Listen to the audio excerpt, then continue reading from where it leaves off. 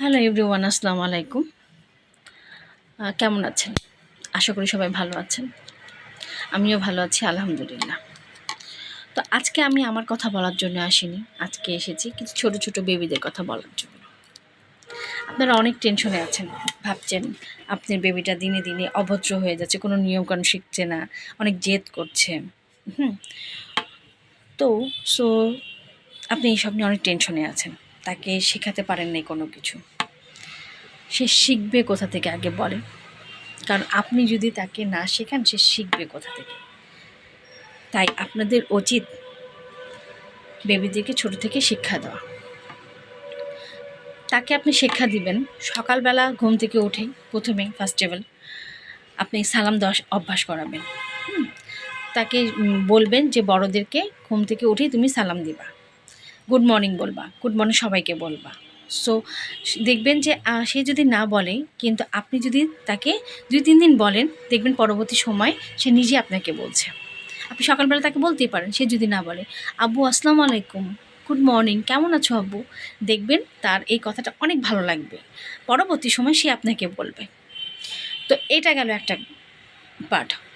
দ্বিতীয় পার্টটা হলে আপনি ঘুম থেকে উঠে তাকে তো সালাম দেওয়ার অভ্যাস করাবেনই, তারপরে তাকে পেপার পড়ার অভ্যাস করাবেন। আপনি নিজে পেপার পড়বেন, আপনার বেবিকেও পেপার পড়ার অভ্যাস করাবেন। যদি সকালে সময় না থাকে, তার স্কুলে যত তাড়া থাকে, পরবর্তী সময়ে সে যখন ফ্রি থাকে, হ্যাঁ, তাকে তার হাতে পেপারটা তুলে দিবেন, মোবাইল না দিয়ে তাকে পেপার তুলে দিবেন। বলবেন আব্বু পেপারটা তুমি পড়ো, দেখো এখানে কী লেখা রয়েছে, দেখো এখানে কী পিক রয়েছে। দেখবেন পরবর্তীতে সে সে একটা নেশা হয়ে যাবে তার পেপার পড়ার, বইয়ের প্রতি তার আগ্রহটা বেড়ে যাবে। মোবাইল কখনোই দিবেন না। আর মোবাইল দেখা যাচ্ছে মানে কলেজে ওঠা না পর্যন্ত একটা বাচ্চাকে মোবাইল দেওয়া ঠিক না। সো স্কুলে অনেক কার্যক্রম থাকে, যদি স্কুল কোনো কার্যক্রম থাকে সেটা বাসায় এসে করবে, সেটা বাসায় মোবাইল থাকবে, বাসায় এসে করবে।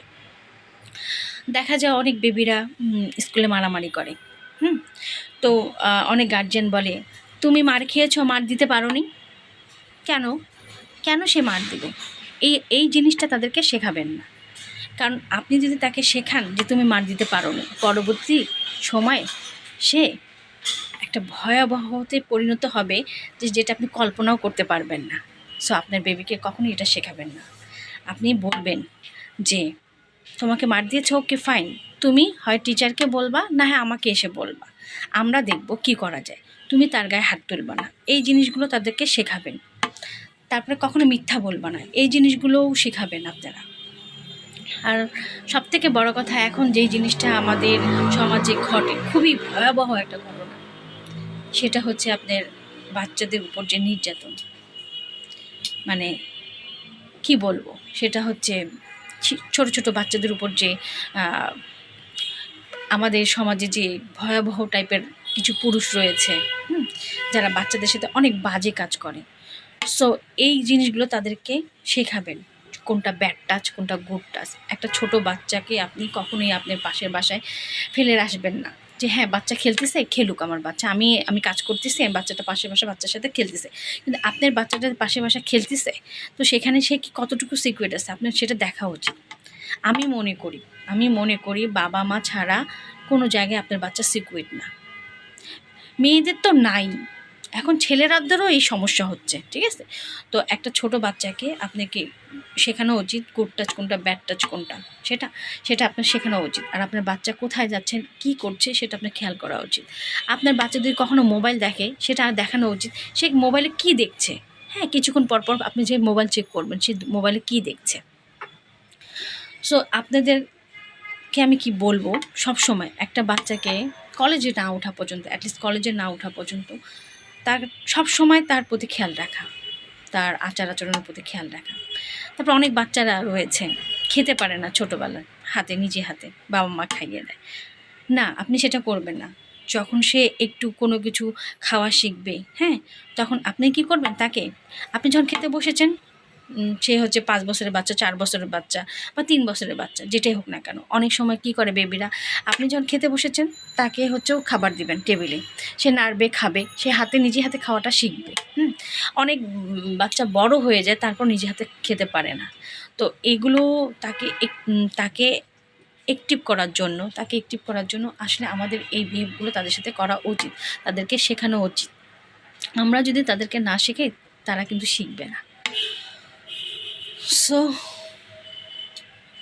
ভিউয়ার, আমি অনেক কথা বললাম, কারণ আমরা আসলে দেখি সমাজে, আর আমি আসলে দেখি তো, আর আমি এই কথাগুলো আপনাদেরকে বলছি আমার আশেপাশে যখন দেখি কিছু ভালো মানে গার্জিয়ান দেখি, কিছু খারাপ গার্জিয়ান দেখি, যেটা গার্জিয়ান অনেক সময় বলে যে থাক করতেছে করুক, ও পরে ঠিক হয়ে যাবে। আবার অনেক গার্জিয়ান বলে না, এটা আমার, তুমি এটা কেন করলা, তোমার এখন থেকে ঠিক হওয়া উচিত। সো আমি সালাম জানাই সেই সব গার্জিয়ানদেরকে। আপনারা, আমার চোখে দেখা একজন সেদিন আমার সাথে আলাপ করছিল, তার বাচ্চাকে সে পেপার পড়া শেখায়। আমার কাছে এত ভালো লেগেছে, সেই কারণে আমি আপনাদের সাথে ব্যাপারটা শেয়ার করলাম। মানে এত ভালো লেগেছে সেই মহিলার বিহেভ, মানে সে তার বাচ্চাদের সাথে কি যে আচরণ করে। তার মেয়ে কলেজ অনার্সে পড়ে, সেই মেয়েকে নিয়ে সে মানে ভার্সিটিতে দিয়ে আসে। চিন্তা করছেন, অনার্সে পড়া মেয়েকে সে ভার্সিটিতে দিয়ে আসে, বাচ্চাকে সে স্কুলে দিয়ে আসে, নিয়ে আসে, তার বাচ্চাকে সে পড়ালেখার মানে পেপার পড়ার অভ্যাস করিয়েছে। তার বাসায় কোনো ডিশের লাইন নেই। সো আমি মানে কি বলবো, শোনার পর আমি তার কথা শুনছিলাম আর চিন্তা করছিলাম আসলে প্রত্যেকটা মানুষেরই এরকম হওয়া উচিত, প্রত্যেকটা গার্জেনের এরকম হওয়া উচিত। সো আমার ব্যাপারটা খুব ভালো লেগেছে, সেই কারণে আমি আপনাদের সাথে শেয়ার করলাম।